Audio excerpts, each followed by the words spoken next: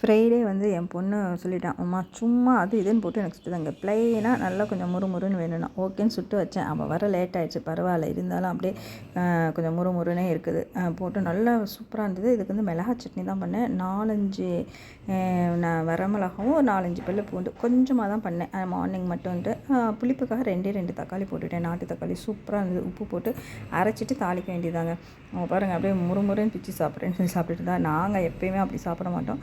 எங்களுக்கு வெங்காயம் போடுவேன், ஏதாவது ஒன்று போட்டு அந்த வீட்டில் எப்போயுமே இஞ்சி இருக்கும், போட்டு தோசை ஊற்றி எல்லாமே நாங்கள் மார்னிங் டிஃபன் முடிச்சாச்சு. அதுக்கப்புறம் லஞ்சுக்கு பார்த்திங்கன்னா அரைக்கீரை கட்டு 2 வாங்கினோம். அதில் 1 வந்து செஞ்சுட்டு 1 வந்து நாளைக்கு பொரியல் பண்ணிக்கலாம் அப்படின்ட்டு. ஏன்னா எனக்கு ஃப்ரைடேங்கிறதுனால கண்டிப்பாக பருப்பு தான்.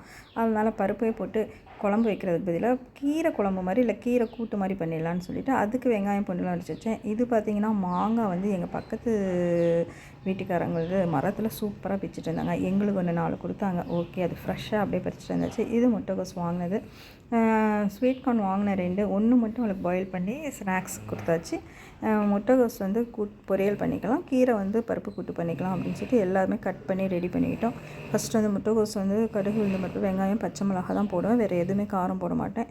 போட்டு வெங்காயம் நல்லா வணங்கினதுக்கு வரும், முட்டைகோஸ் போட்டு மஞ்சத்தூள் உப்பு எல்லோரும் செய்கிறதான் போட்டு மூடி வச்சுட்டு அது பாட்டுக்கு வெந்துட்டு இருக்கும். அதிலே தண்ணி வடியும். அதுக்கப்புறம் இந்த பக்கம் பார்த்திங்கன்னா பருப்பு வேக வச்சுட்டேன். அதிலே 4 தக்காளியும் வெங்காயம் பூண்டுலாம் போட்டு வச்சுருந்தேன். பட் இருந்தாலும் இதில் கடுகு ஜீரகம் போட்டு இதுலேயும் ஒரு 4 பல் பூண்டு தட்டி போடுவேன். போட்டு வரமிளகா மட்டும்தான் அதில் காரத்துக்கு தாளித்து விட்டு இந்த கீரையை வந்து இந்த மாதிரி வணக்கிக்குங்க. ஃபஸ்ட்டு தண்ணியே இல்லாமல் அந்த ஆயில் அந்த பூண்டு ஜீரகம் சூப்பராக இருக்கும். வாசம் சாப்பிட்றதுக்கு எம்மையாக இருக்கும். நல்லா சுருண்டு வந்தப்புறம் இந்த பருப்பு எடுத்து அதிலே போட்டு மஞ்சள்தூளும் உப்பும் போட்டுங்க. செம்ம டேஸ்ட்டாக இருக்குங்க. நெய் போட்டு சாப்பிட்டிங்கன்னா அவ்வளோ எம்மையாக இருக்கும். அப்புறம் இது அதுக்குள்ளார முட்டைகோஸ் வெந்துருச்சு.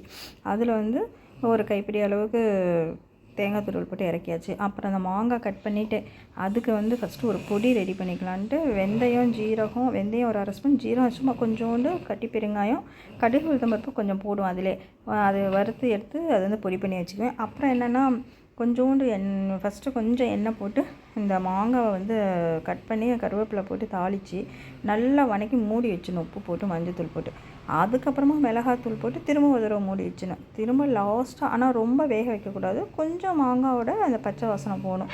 லாஸ்ட்டாக பார்த்தா அந்த வருத்தம் பார்த்திங்களா, அந்த பொடி போட்டு இறக்கிட்டிங்கன்னா மாங்காய் தொக்கு, மாங்காய் ஊறுகாய், மாங்காய் தொக்கு எப்படின்னாலும் சொல்லலாம். உடனடியாக செஞ்சு சாப்பிட்லாம்.